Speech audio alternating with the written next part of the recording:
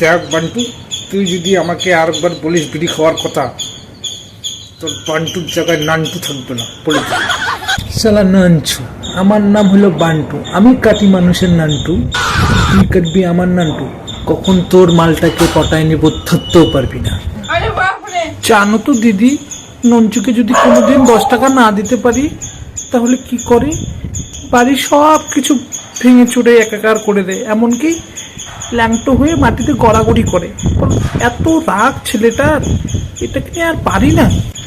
আরে বোন আর বলিস না, আমাদের বান্টু কিছুতে আর কম দেয় না। যখন যেটা চাই সেটা যদি না দিতে পারি, বাড়ির সব কিছু বিক্রি করে দেয় ভাঙাচোরের কাছে, আর টাকাগুলো পাশের বাড়ি ঝুমা কুতকুতের কাছে দিয়ে আসে। মরণ। দেখো মা, ঝুমা কুতকুতি একদম বলবা না, ও আমার পাশের বাড়ির বৌদি হয়। আরে বৌদি যে, কি ব্যাপার হঠাৎ এই দোকানে? ওট কিনতে এসেছো বোধহয়। কই দাদা আসেনি? দাদাকে তো দেখতে পাচ্ছি না, দাদা কোথায়? আরে বান্টু ছে, কি ব্যাপার আমায় ফলো করছো বুঝি? ওসব তোমার দাদার কথা বাদ দাও, আগে বলো আমায় কিরকম লাগছে।